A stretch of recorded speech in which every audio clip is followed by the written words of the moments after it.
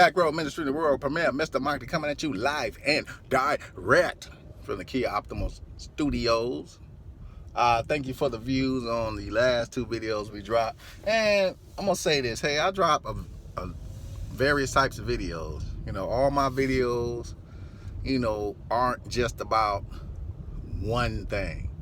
I try to mix it up with the sports. We have some funny videos, but, this is all about positive information to pretty much get people to see some of the things that are about to happen and do research.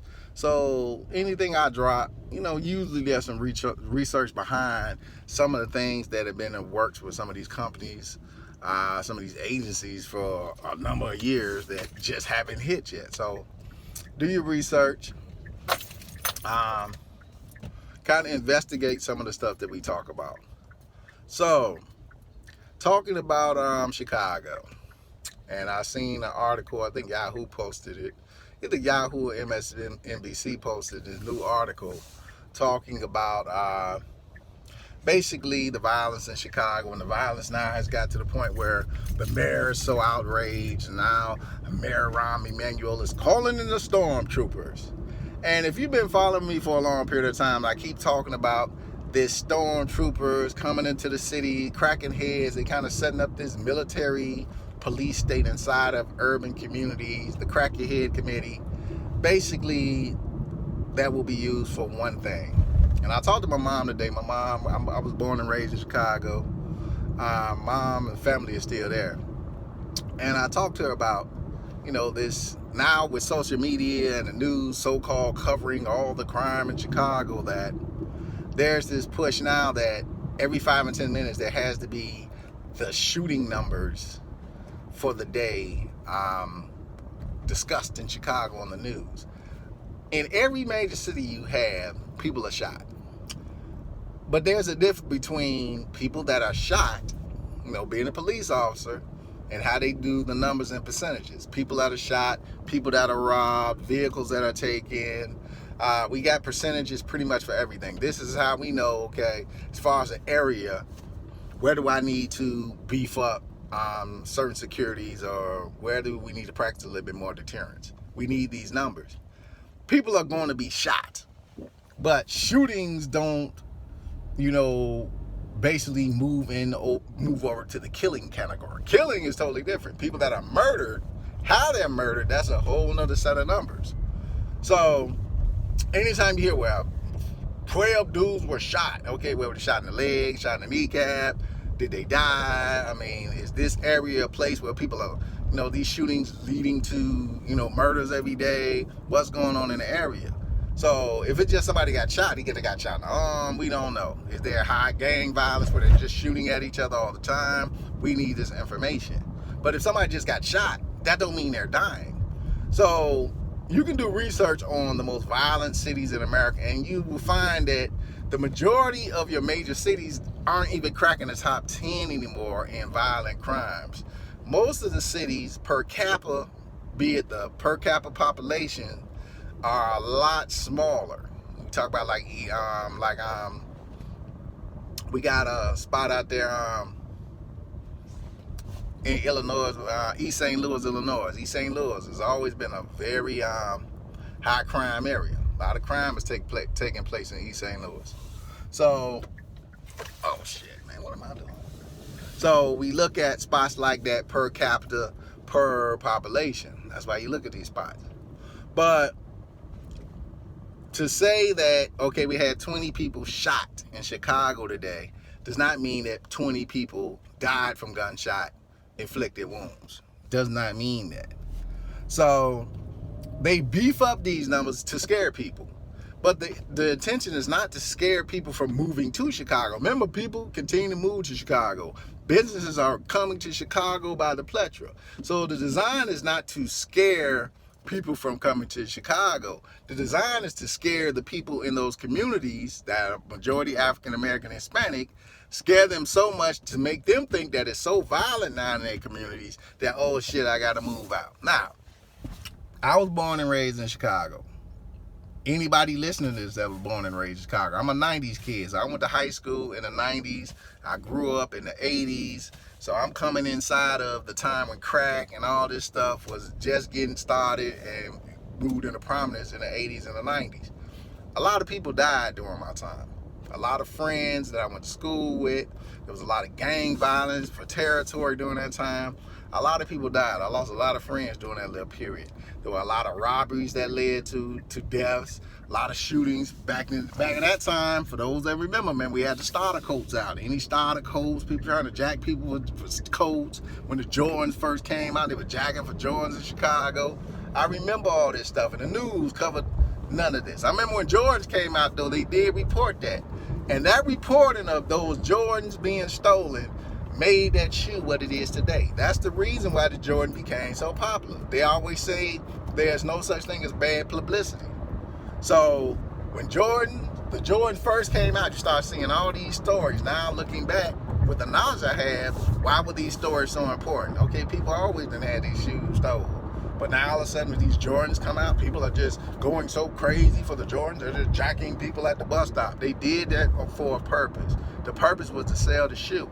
And today, Michael Jordan still is reaping the benefits of that publicity. Be it bad, it still was good publicity. So Chicago, people continue to move there. Other ethnic groups continue to move there. This is a push of what we call gentrification. Gentrification is when you come into an area, move the populace out of the area, and then you rebuild the area. You gotta remember, in Chicago, I'm a West Side kid. Black people couldn't live on the West Side in my mama's time. Most African Americans lived on the South Side of Chicago. It wasn't until later on in the years after integration that African Americans began to move in the city, and a lot of Caucasians began to move into the suburb areas. That is changing now in a lot of major cities because people want to get closer to the downtown areas. From my house to downtown, where I live, was about 15 minutes on the train. So if I can, and people used to start parking their cars in certain areas, and they get on the train right there and go downtown. So even in New York, where I stay at, people are moving to Brooklyn because Brooklyn is that connection point. It's like boom, boom, you're in Brooklyn, you can hit every borough in a number of minutes. So people are trying to get back into these urban areas because, hey, why should I live way out in New Jersey? I stay in New Jersey where the property taxes are fucking ridiculous. Why should I do that when I can just live in New York? Property tax about $2,000-$3,000. They go up to maybe about $5,000. I can survive that and get that. The houses might be expensive, but I can rent me a joint and get to work, and I'm not dying paying tolls. I mean, that makes sense. And Chicago's the same way. Get back into those urban communities, 15-minute commute to the Loop. Everything I need, I can build up around me. And basically just a push to take those areas back. The Sears Roebuck building in Chicago, I grew up right behind that building. And basically, they turned that into a super precinct. That is one of the biggest precincts in Chicago now. But they did it for a purpose, because their plan had been the whole time when I was telling folks, watch those towers. Being in the military, you see certain setups. Being a police officer in the military, we've done these setups on bases. And when I was seeing that in the cities, I was telling folk, hey, they about to set up this like fucking a military state, like you in fucking, you know, shit Charlie condition around here. So that's pretty much what's happening. Now Rahm has called in the troops. He's called in extra police. They'll start cracking heads. They'll change the laws in Chicago because, like I say, you need to control state and local elections. Fuck the president. You need to control those state and local elections. That's where all the change take place. See, in Ferguson, they got rid of that goddamn district attorney. They could have been did that shit. The year that shit kicked off, instead of running up and down the street talking about we shall overcome, they should have been getting ready to vote so they could get that motherfucker out of office, but they didn't do that. But that's the design right there. Act aggressively through violence and not act aggressively through the ballot. So they decided to get his ass out of there. So Chicago's going to pretty much have to do some of the same things. They're going to get the mayor up out of there. They got to get some of them sorry ass aldermen. They ain't did nothing in 20 to 30 years about it there. And they're going to have to kind of restructure the city, but also it's going to take families to begin locking down and disciplining their kids again. And there's no structure in Chicago. When most of the old gangbangers got locked up, the old heads, the streets went to turmoil.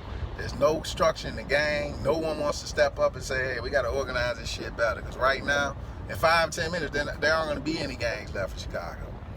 There aren't going to be any. And people say, well, how is that even possible? When the stormtroopers come, they're going to come. Either they're going to push the African Americans back to the south side, they're going to push them to the suburbs, or they're going to push them back down south. Those are going to be the three options that you're going to have living in Chicago, because people ain't stopped moving there. And as they move in, somebody got to move out. So this whole push is not to scare people from moving to Chicago. This whole push is to get things out of Chicago that they don't want there. And basically what they're saying is they don't want the African Americans in some of those pockets anymore. They don't want Hispanics in some of those pockets. They want them out. The Hispanics are different because they know how to pool together their resources. They know how to take control of their communities. They know how to get out there and vote for their officials and pretty much control their areas. African Americans, since integration, have not learned how to do that. All we do is fuck it up even more.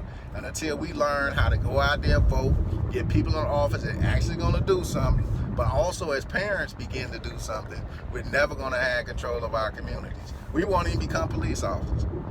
You go to some of those communities in Chicago, the majority of police officers, you see the force changing to more Hispanic officers in those areas.